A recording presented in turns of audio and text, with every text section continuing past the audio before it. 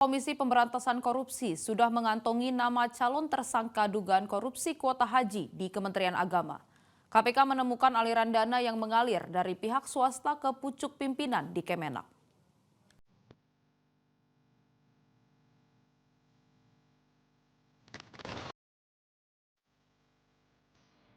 Komisi Pemberantasan Korupsi makin intens mengusut para pelaku yang terlibat dalam kasus dugaan korupsi dalam penentuan kuota dan penyelenggaraan ibadah haji di Kementerian Agama era Gus Yakut.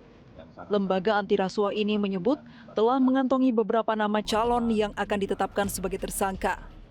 PLT Deputi Penindakan dan Eksekusi KPK Asep Guntur menyebut dalam waktu dekat KPK akan menetapkan tersangka. Ini sudah memeriksa tadi kan beberapa diperiksa. Kapan ini ditetapkan tersangkanya? Dalam waktu dekat. Ya, Mas Yus ya. Pokoknya dalam waktu dekat, nanti dikabarkan ya. Pasti dikonversikan dalam waktu dekat. Ini apa namanya, dipantengi saja. Sudah ada beberapa calonnya, Pak? Calonnya ya ada. KPK juga mengungkap adanya pucuk pimpinan di Kementerian Agama yang menerima uang jual beli kuota haji. Aliran dananya tidak langsung ke pucuk pimpinan, namun lewat perantara. Asep tidak secara gamblang menyebutkan nama menteri yang dimaksud, namun Yakut Kholil Kaumas menjabat sebagai Menteri Agama saat dugaan korupsi ini diusut. Uangnya sampai ke pucuk. Namanya pucuk ini kalau di direktorat ya ujungnya kan direktur. Gitu ya. Kalau di kedeputian ujungnya ya deputi. Terus begitu kan. Seperti itu. Menteri ya Pak? Ya, Menteri. Kalau di kementerian, berarti. ya ujungnya ya menteri. Kalau kementerian ya menteri. Gitu. Nah, gitu. Kalau kementerian ya ujungnya menteri.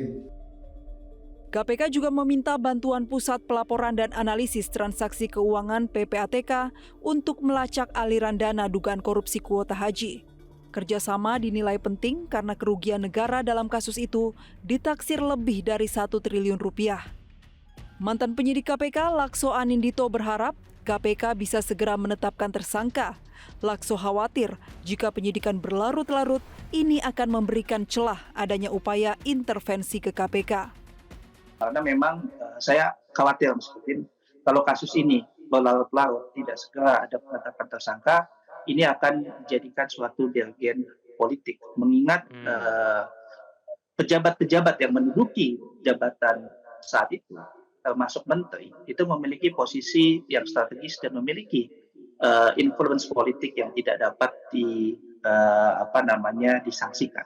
Nah, untuk itu semakin lama KPK menetapkan tersangka di dalam kasus ini akan memberikan celah adanya upaya-upaya intervensi dilakukan terhadap Komisi Pemberantasan Korupsi. Dalam penyidikan kasus ini, KPK sudah memeriksa beberapa pihak swasta dan pejabat di Kementerian Agama, termasuk 2 kali memeriksa ex-Menak Yakut Kholil Kaumas. Tim Liputan Metro TV. Jelajahi cara baru mendapatkan informasi. Download Metro TV Extend sekarang.